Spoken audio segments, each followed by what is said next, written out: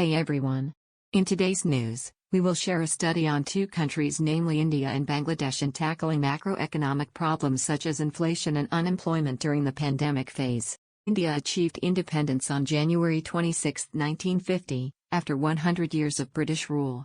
India is known as the seventh largest country in the world and has a Statue of Unity that is twice as tall as the Statue of Liberty. Yoga is an exercise that originated in this country. India is also known for being the largest supplier of spices. The COVID-19 pandemic has directed problems to the informal sector in India, where most people work in this sector. As such, India is more in need of formal sectors such as the health sector, specifically for vulnerable individuals, households and groups. Based on the economic forecast summary, the Indian economy is losing momentum as inflation expectations remain high due to rising global energy and food prices and deteriorating global conditions. Based on real GDP, although inflation will decrease in installments, the current account deficit will increase due to the surge in energy imports. On the other hand, Bangladesh, a country located in the delta of the Padma, Ganges, and Jamuna, Brahmaputra, rivers in the northeastern part of the Indian subcontinent. The most prominent feature in the landscape of this country, the rivers that have shaped not only its physiography, but the way of life of the people here. Bangladesh adopts a parliamentary representative democratic republic system with a multi-party system. Its legislative power lies with both the government and parliament, where the head of state is the president and the head of government is the prime minister. The country is too dependent on agriculture to cause seasonal unemployment among rural farm workers. The government has established an industrial policy aimed at reducing dependence on imports of consumer goods. According to the World Bank, immediately after the COVID-19 pandemic, the country showed resilience in the economy despite being in the midst of global economic uncertainty. Theory of inflation and unemployment. Inflation is defined as the rate at which the general price level of goods and services rises over time. There are three types of inflation. The first one is demand pull inflation. Second, cost pull inflation, and the last one is built-in inflation. When an economy is near or at full employment, consumer demand for goods and services consistently exceeds available supply, resulting in demand pull inflation. As a result, there is a demand-supply gap, with increasing demand and a supply shortfall, forcing prices to rise. Figure 1. Excess demand, which might result from high exports, robust investment, a growth in the money supply, or the government borrowing to fund its spending, causes demand pull inflation. The increase in the overall prices of production process inputs causes cost push inflation. An increase in the cost of labor and/or raw materials, for example, will result in higher overall production costs. If the cost of producing a product rises, businesses must raise their prices to remain profitable. Companies may even seize the opportunity to increase their profit margins.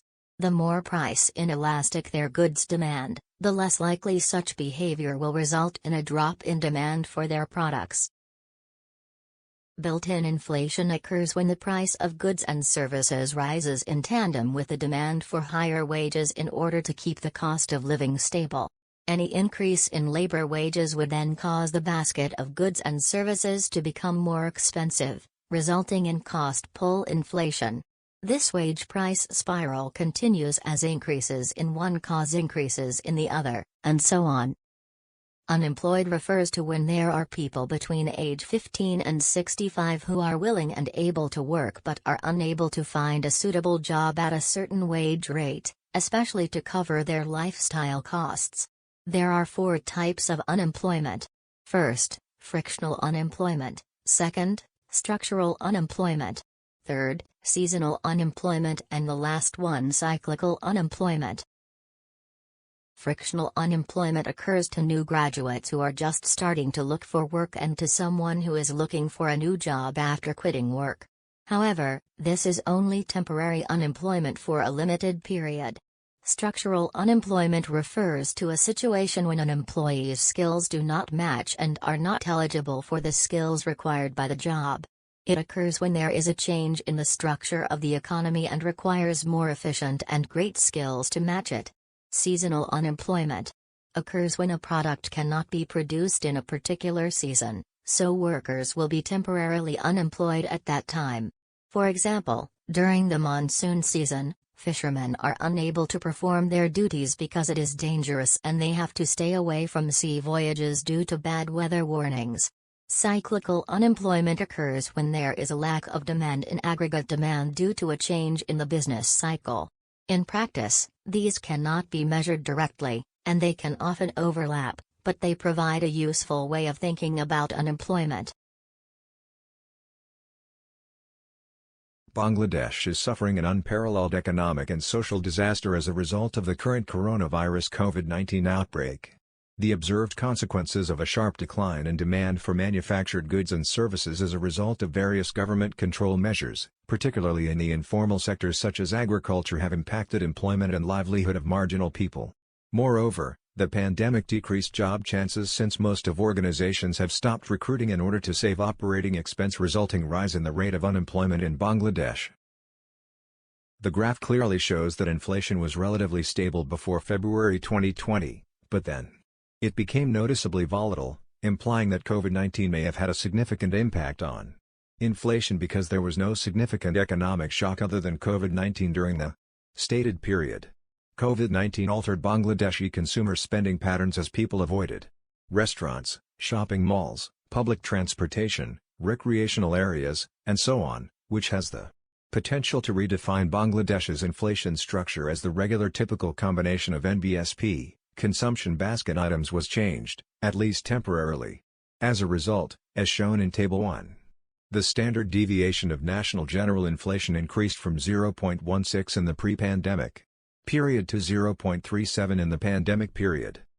However, as shown in Graph 4, the last 3 months of our sample suggest that the inflation rate may be returning to its pre-pandemic trend, but the second wave of COVID-19 triggered a new lockdown state in Bangladesh beginning in mid-April 2021, which may affect the future trajectory of inflation in Bangladesh. According to the Center for Monitoring Indian Economy, CMIE, data, it was stated that the unemployment rate was recorded at 6.9% in February 2021, which is slightly decreased than 7.8% in the February last year and 8.8% in March 2020, during which lockdown was required. Simultaneously, the same data also showed that the unemployment rate increased to 23.5% in April and remained at 21.7% in May. It started tapering off from June onward when it was recorded at 10.2% for the month, and further improved to 7.4% in July. However, the unemployment rate again increased slightly to 8.3% in August and improved to 6.7% in September last year, based on the PRCME data. While, in October 2020, unemployment again increased slightly to 7% and then eased to 6.5% in November last year. The CME data showed that the unemployment rate had increased to 9.1% in December 2020 and improved in January to 6.5%.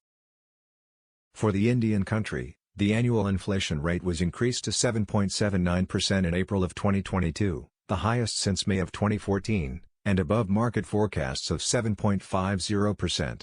Food inflation accelerated for the seventh straight month to 8.38%, a new high since November of 2020. With cost of oils and fats, 17.28%, vegetables, 15.41%, and spices, 10.56%, recording the biggest rises.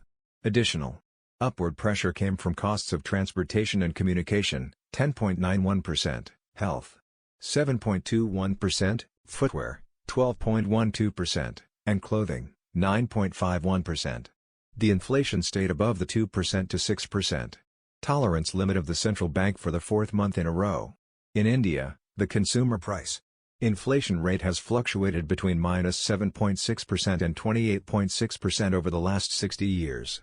For 2020, an inflation rate of 6.6% was calculated.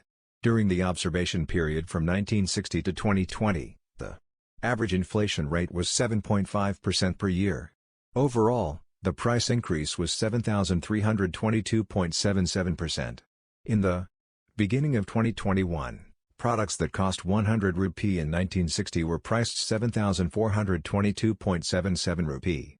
For the Month of April 2022, the year-to-year inflation rate was 6.3%.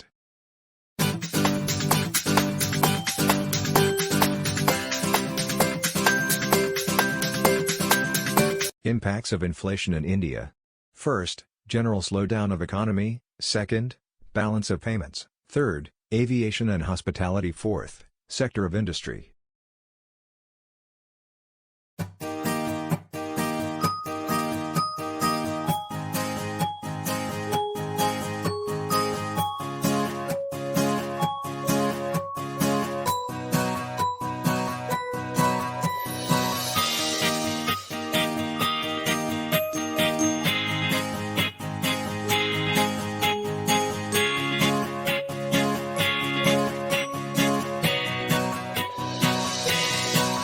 Impacts of inflation in Bangladesh. First, hospitality sector. Second, food and energy price. Third, non-food inflation rates have been declining. Fourth, COVID-19 reduced Bangladesh's exports.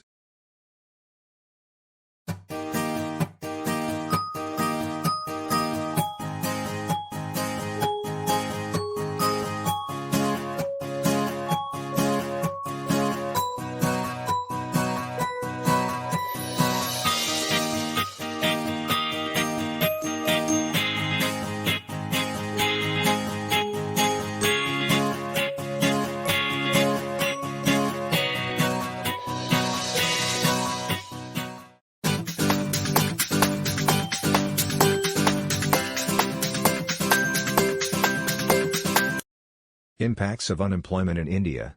First, to a loss of buying power in people's pockets. Second, many people lost their job permanently and temporarily. Third, increased suicide rates. Fourth, waste of human resources.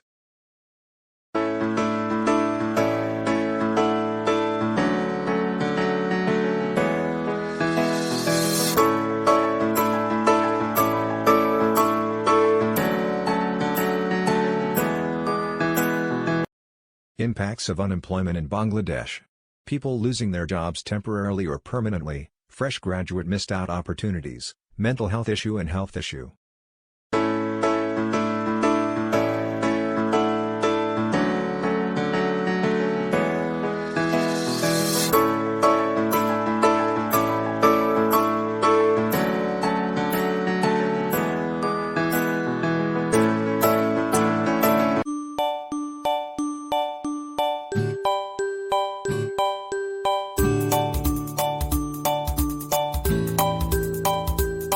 First, let's talk about the ways to overcome unemployment in Bangladesh.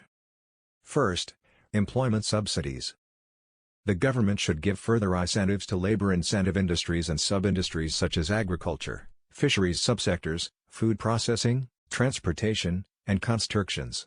And, second, establish entrepreneurial ecosystems. Entrepreneurship growth might be the great potential for Bangladesh to tackle the problem of graduate unemployment. Next, use media platform to spread awareness.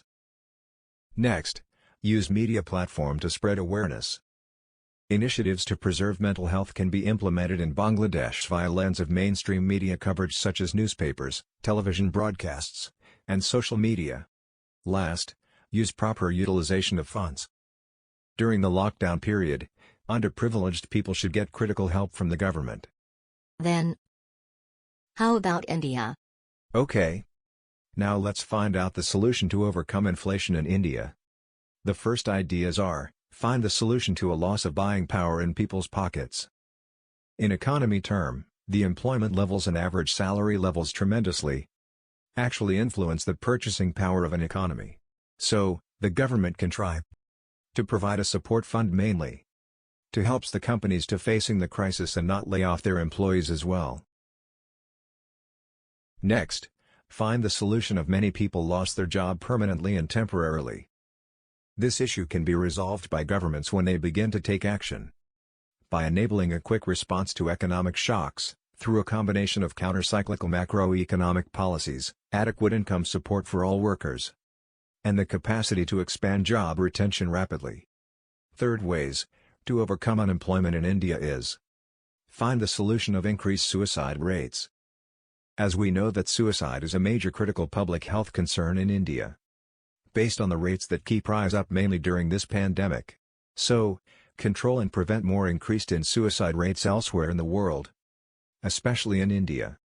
Last, find the solution of waste of human resources. Given that India has a good positive growth population, this makes a huge demand to have an efficient strategy to prevent labor wastage in India.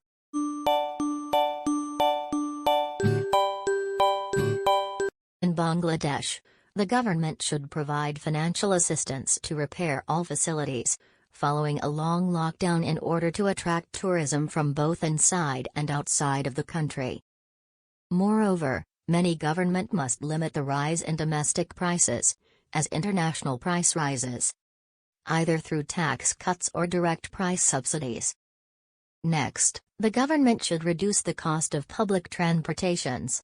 It is because consumers can be more frugal with transportation costs and can travel anywhere, without concern. Lastly, when government subsidies are implemented to suppliers, an industry is able to allow its producers to produce more goods and services for export to both the domestic and international market. While in India, Indian Finance Minister Nirmala Sitharaman announced tax cuts on petrol and diesel to fight inflation and keep the prices of essential goods under control. In addition, the government will also reduce import duties on raw materials for plastic, iron and steel products in the hope of reducing the cost of the final product. India also reduced import duties on refined palm oil, as consumers felt pressure from rising domestic cooking oil prices. Import duty on refined, bleached and deodorized palm oil (RBD) was revised to 13.75%, from 19.25% previously. Last, India's central bank raised its key interest rates, for its first move in years as part of efforts to control inflation in the country.